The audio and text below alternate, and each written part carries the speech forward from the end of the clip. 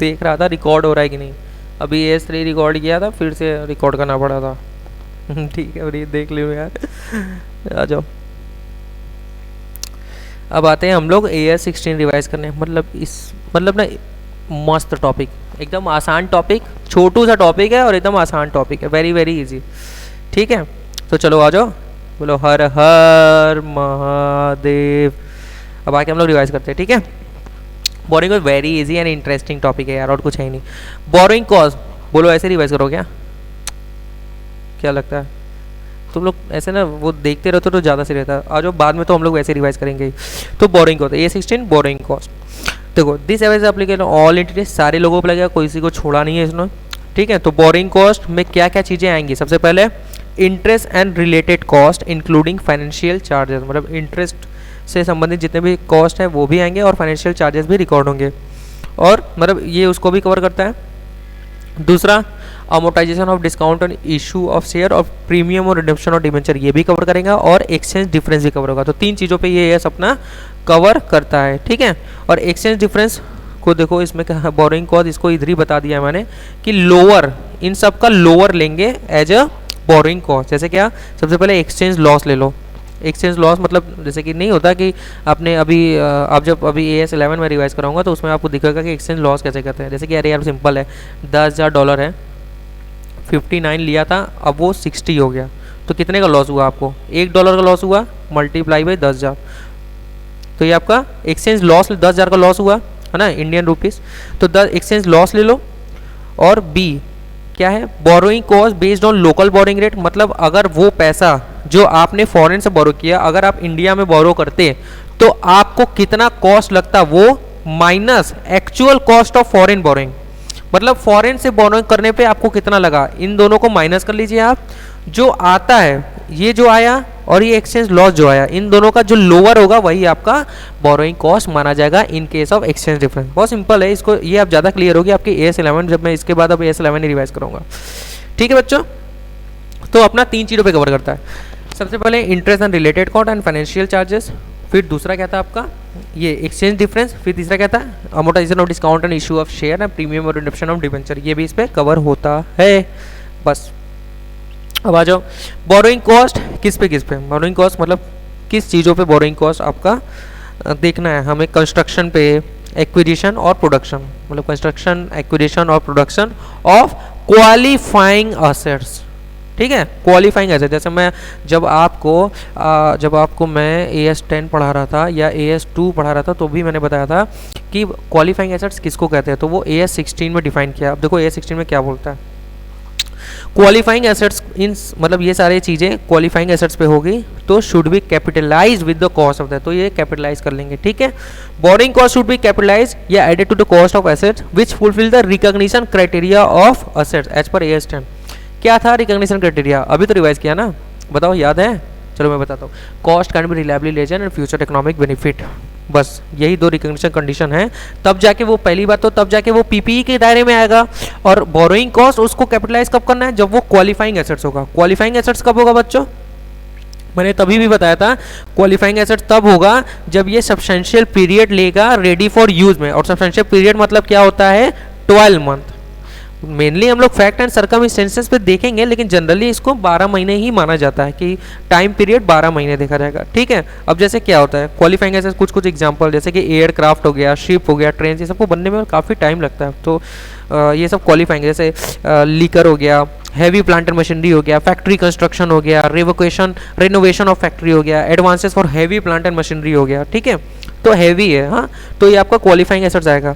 अब जैसे कुछ नहीं है, जैसे क्या क्या, अब बाइक लेके चला रहे हो तो उसको बनने में थोड़ी रेडी, मतलब आपने लिया, ऐसा थोड़ी है कि अब उसको रेडी फॉर यूज़ करने में बहुत टाइम लगेगा। जैसे बाइक हो गया, बस हो गया, कार हो गया, ट्रक हो गया, वर्किंग कैपिटल हो गया, एडवांस फॉर इन सब चीज़ों के लिए, या plant and machinery, small size, share and debenture, ये सबको बनने में बहुत सब्सटेंशियल पीरियड थोड़ी लगता है, तो ये सब क्वालिफाइंग एसेट्स नहीं आएगा।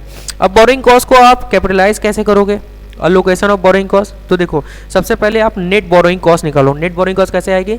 जो जनरल ग्रॉस बोरोइंग है उसमें से अगर कोई इनकम आपको हो जाती है, मतलब आपको क्वेश्चन में दिया हुआ है कि ये इस पैसे से आपकी थोड़ी बहुत इनकम भी होगी, तो उसको आप माइनस कर लो, तो नेट बोरोइंग कॉस्ट हो जाएगी। और allocate it to various qualifying assets, फिर इसको उन्हीं के मतलब जो जो क्वालिफाइंग एसेट्स से रिलेटेड है उसमें आप अलोकेट कर दो। नॉर्मली ये कैरिंग अमाउंट के रेशियो में डिस्ट्रीब्यूट होता है, लेकिन अगर फेयर वैल्यू दिया है तो उस रेशियो में आप बांट लो। सस्पेंशन अलोकेट कर दो।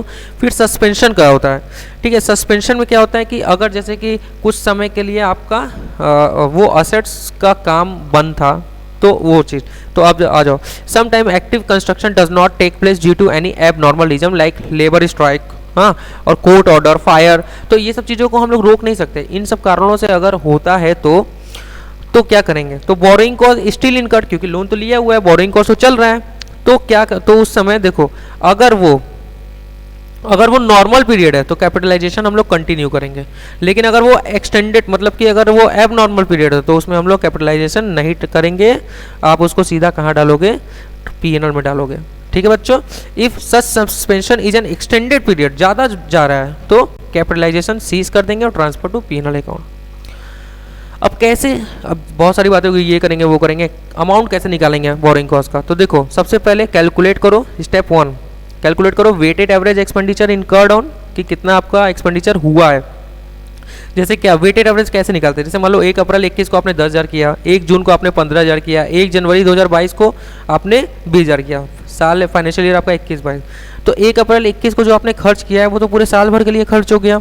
मतलब 1 अप्रैल है तो 31 मार्च तक देखा जाए तो पूरा साल भर, यानी 12 महीने के लिए। तो देखो मैंने क्या किया, मल्टीप्लाई बाई 12/12 ये किया ना मैंने, ठीक है। इसको मैं रफ कर दूं, नहीं तो तुम लोग कंफ्यूज हो जाओगे। फिर क्या किया मैंने, और अगर 1 जून को खर्च किया तो बचे हुए कितने महीने हैं आप, जून को तो 3 महीने, अप्रैल मई जून, अप्रैल मई 2 महीने कवर हो गए, तो जून से अभी मार्च तक बचे तो 10 महीने के लिए हुआ है। तो देखो यहाँ पे मैंने क्या किया हुआ है 10/12, और यहाँ पे 1 जनवरी को किया तो 3 महीने के लिए बचा है, तो 3 महीने के लिए खर्च हुआ। तो ऐसे आप करके एक पहले एवरेज वेटेड एवरेज एक्सपेंडिचर निकालोगे, फिर उसके बाद आप क्या करोगे, एक एवरेज रेट निकालोगे ऑफ जनरल बोरिंग का। एवरेज रेट कब निकाला जाता है, जैसे कि एक से ज़्यादा बोरिंग अगर आपने लिया हुआ था, 2 बोरिंग है तो उसमें क्या करो, बोरोइंग कॉस्ट ले लो डिवाइड बाई बोरोइंग फंड ले लो, मल्टीप्लाई बाई या 100 कर लो, तो आपका ये रेट आ जाता है, ठीक है, परसेंटेज।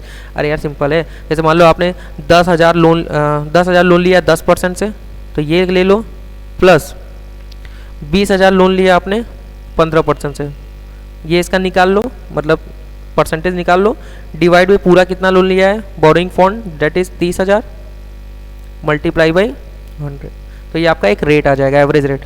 फिर आप क्या करोगे, उसी रेशियो में उसको आप डिवाइड कर दोगे। बोरिंग कॉस्ट कैपिटलाइजेशन, देखो सबसे पहले आप फर्स्ट फॉर्म स्पेसिफिक बोरिंग, जैसे कभी कभी क्या होता है ना, 2 टाइप के बोरिंग होते हैं, एक जनरल बोरिंग एक स्पेसिफिक बोरिंग। तो पहले जो उसी के लिए लिया हुआ है उससे आप कैपिटलाइज करो उस खर्चों को, फिर अगर बच जाता है तो आप जनरल बोरिंग से कैपिटलाइज करो। यही नियम है बच्चों, और ऐसे ही करना ही चाहिए। डिस्क्लोजर क्या है, सिंपल है, बोरिंग कॉस्ट अकाउंटिंग पॉलिसी आपको दिखानी है, जो आपकी अकाउंटिंग पॉलिसी कैसी थी, और borrowing cost capitalise transfer to PNL और इट रेट, मतलब क्या क्या कैपिटलाइज किया, कितना पीएनएल में डाला और क्या रेट था वो आपको दिखाना पड़ेगा, ठीक है। एक इम्पॉर्टेंट पॉइंट है, मतलब ये तो उतना नहीं पूछता, लेकिन मतलब इसका कैलकुलेशन ज़्यादा इंपॉर्टेंट है, लेकिन ये याद रखो, ये नॉलेज पर्पज़ के लिए भी, और ये उतना भी मतलब हल्का नहीं है, मतलब वो नहीं है कि इंपॉर्टेंट नहीं है, लेस इंपॉर्टेंट इतना भी नहीं है, आपको थोड़ा रिमेम्बर इसको रखना पड़ेगा। देखो कब कमेंट्स करोगे बोरिंग कॉस्ट, मतलब बोरिंग कॉस्ट कैपिटलाइजेशन कब चालू होगा, सबसे पहले आप बोरिंग कॉस्ट आपका जो है वो इनकर होना चाहिए, दूसरा आपका जो जिस पर्पस के लिए है वो खर्च भी होना चाहिए, और उसका एक्टिव डेवलपमेंट भी होना चाहिए। ये तीनों कंडीशन जब फुलफिल हो जाएगी तो आप बोरिंग कॉस्ट कैपिटलाइज कर सकते हो। पहला बोरिंग कॉस्ट भी आप ले लिए हो, खर्चा भी हो रहा है जिस पर्पस के लिए लिए हो, और उसका एक्टिव डेवलपमेंट भी हो रहा है, तभी जाके आप ये कैपिटलाइज करोगे। कैपिटलाइजेशन खत्म कब होगा, जब आपकी असेट्स रेडी फॉर यूज हो गई, not put to use, ready हो गई तो आप बोरिंग कॉस्ट मतलब अब उसका कैपिटलाइजेशन नहीं कर सकते। और borrowing cost is not incurred, या तो बोरिंग कॉस्टिंग का उसका मतलब लोन ही आपका खत्म हो गया तो रहा ही नहीं, तो इन दोनों में तो जो अर्लियर हो जाए, समझ गए आप, खत्म, टाटा बाय बाय, हर हर महादेव, खत्म हो गई यार, कुछ है ही नहीं। चलो आ जाओ, अब जो मैंने पढ़ाया उसको रिवाइज करा देता हूँ। देखो बोरिंग कॉस्ट ये भैया सब पे लगता है। और तीन तरीके की बोरिंग कॉस्ट हम लोगों ने देखा था इसमें, जैसे कि सबसे पहला था अपना इंटरेस्ट एंड रिलेटेड कॉस्ट और फाइनेंशियल चार्जेस भी उसमें आता है। दूसरा था आपका वो था ना आपका premium on issue of debenture और रिडेम्पशन और प्रीमियम वो था आपका discount on issue of share and premium और रिडेम्पशन ऑफ डिवेंचर, वो भी इसमें कवर आता है मतलब बोरिंग कॉस्ट के दायरे में। फिर आता है एक्सचेंज लॉस। एक्सचेंज लॉस का मैंने उधर ही आपको बताया था कि एक्सचेंज लॉस में बोरिंग कॉस्ट आपका क्या होगा। सबसे पहले आप ले लो एक्सचेंज लॉस, फिर दूसरा पॉइंट आप ले लो कि अगर मतलब कि borrowing cost based on local boring rate minus borrowing cost based on foreign boring, मतलब अगर आप यहाँ से इंडिया में ही उतना पैसा लेते हैं तो कितना लगता और बाहर से पैसा लिया तो कितना लगा है, उन दोनों का डिफरेंस ले लो और एक्सचेंज लॉस से कवर कर लो, विच एवर इज लोअर, यही आपकी बोरिंग कॉस्ट होगी। इसके बाद हम लोग क्या देखें, हम लोग ये देखें कि बोरिंग कॉस्ट कब हमारी कैपिटलाइज होगी। तो सबसे पहले तो बोरिंग कॉस्ट अगर आपको कैपिटलाइज करना है तो आपकी असेट्स जो है वो पीपीई की क्लासिफिकेशन में आने चाहिए। उसमें कौन सी क्लासिफिकेशन थी कि असेट्स तब आपका पीपीई होता है, मतलब तब आप उसको रिकॉग्नाइज कर सकते हो पीपीई की तरह जब कि वो cost can be reliably measure और फ्यूचर इकोनॉमिक बेनिफिट।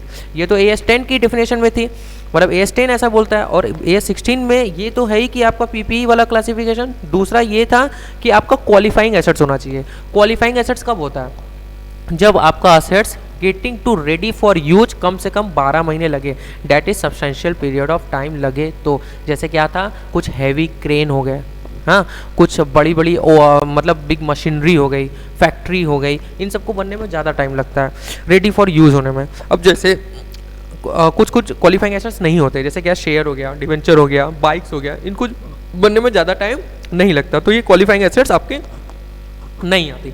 फिर उसके बाद हम लोगों ने क्या पढ़ा कि बच्चों मतलब सबसे पहले borrowing cost, qualifying asset, non qualifying asset, हाँ, फिर ये पढ़ा कि आप कैसे अब इसको रिकॉग्नाइज करोगे।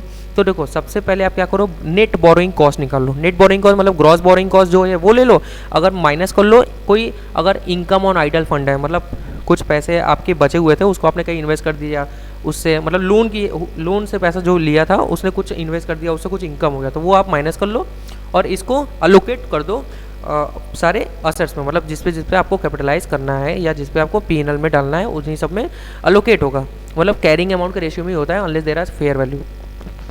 फिर आप आता है कि कैलकुलेट कैसे करोगे। तो सबसे पहले आप एक वेटेड एवरेज एक्सपेंडिचर निकालो। इसमें क्या था कि जैसे अगर कोई 1 जनवरी को खर्चा किया तो जैसे 10,000 1 जनवरी को 1 अप्रैल को किया तो ये पूरे 12 महीने के लिए हुआ। अगर कोई मान लो आपने 1 सितंबर को कोई 20,000 खर्च किया तो बाकी के 6 महीने के लिए किया, मतलब अगर आपने 1 जनवरी को खर्च किया तो अब 3 महीने ही बचे, तो 3 महीने 3 भागे 12 हो जाएगा, तो ये आपका जनरल एक्सपेंडिचर आ जाएगा। फिर आप क्या करोगे, एक नॉर्मल रेट, एक जनरल रेट निकालोगे, मतलब अगर 2-3 बोरोइंग अगर आपकी है तो उसमें क्या करोगे, सारे इंटरेस्ट ऊपर ले लो, डिवाइड बाई टोटल फंड ले लो, मल्टीप्लाई बाई 100 कर लो, तो ये आपका एक रेट आ जाएगा। फिर आप इससे क्या करोगे, मतलब इसी को आप उसको अलोकेट करोगे। अलोकेट भी कैसे करोगे, सबसे पहले 2 बोरिंग थे, एक स्पेसिफिक बोरिंग एक जनरल बोरिंग। तो सबसे पहले जितने भी खर्चे हैं आप स्पेसिफिक बोरिंग से यूज़ करो, फिर अगर नहीं हो पाता है फिर आप जनरल बोरिंग से। जैसे एग्जांपल आपने खर्च किया, जैसे आप वेटेड एवरेज निकाला, आपने 10 लाख आया, आपने लोन लिया हुआ है 12 लाख, 12 लाख में 6 लाख है आपका स्पेसिफिक बोरिंग, तो 10 लाख में से पहले 6 लाख स्पेसिफिक से यूज़ करेंगे और 4 लाख जनरल बोरिंग से लेंगे और जनरल बोरिंग का रेट ले लेंगे। बाकी का जो, जैसे आपने 10 लाख खर्चा किया लेकिन लोन लिया है 12 लाख, तो 10 लाख तक का तो कैपिटलाइज हो गया, लेकिन 2 लाख का आप कहाँ ट्रांसफर करोगे, P&L में ट्रांसफर करोगे। बस सिंपल यार, और कुछ है ही नहीं। लास्ट में 2 चीज़ें और बताई थी मैंने, कब आप एक हाँ सॉरी, ये सीजन भी मैंने एक बताया था कि सस्पेंशन, कि आप कब बोरिंग कॉस्ट को रोक दोगे। देखो अगर एब नॉर्मल पीरियड ऑफ टाइम है जो अगर आपके कंट्रोल में नहीं है, जैसे आग लग गया, तो वो आप कैपिटलाइज नहीं करोगे। लेकिन अगर वो एक्सटेंडेड पीरियड, मतलब वो नॉर्मल पीरियड ऑफ टाइम है 2-3 दिन के लिए, तो भी आप बोरिंग कॉस्ट कैपिटलाइज करोगे। अगर एक्सटेंडेड पीरियड मतलब बढ़ता ही जा रहा है तो आप उसको क्या करोगे, P&L में ट्रांसफर करोगे। ठीक है बच्चों, और बोरिंग कॉस्ट आप कब शुरू करोगे कैपिटलाइज करना, सबसे पहले आपका बोरिंग कॉस्ट, लोन आपने ले लिया है, मतलब इनकर्ड हो रहा है, खर्चा भी आप कर रहे हो उससे रिलेटेड, और एक्टिव डेवलपमेंट भी हो रहा है, ये तीनों कंडीशन फुलफिल होगी तभी आप रिकॉर्ड करोगे। कब बोरिंग कॉस्ट कैपिटलाइज करना बंद करोगे, या मतलब कब आप बोरिंग कॉस्ट मतलब रिकॉग्नाइज करना कब बंद करोगे कैपिटलाइज करना, या तो आपने लोन ही पे कर दिया, पहला कंडीशन। दूसरा, आपका जो असेट्स है वो रेडी हो गया, तो अब रेडी हो गया तो उसके बाद आप कोई भी उस पर खर्चे रिकॉग्नाइज नहीं कर सकते। तो इन दोनों में से विच एवर इज अर्लियर हो जाए। बस खत्म, टाटा बाय बाय, बोलो हर हर महादेव। अब हम लोग रिवाइज कराएंगे AS 11, पूरा आज ही रिवाइज करना है बच्चों, आ जाओ।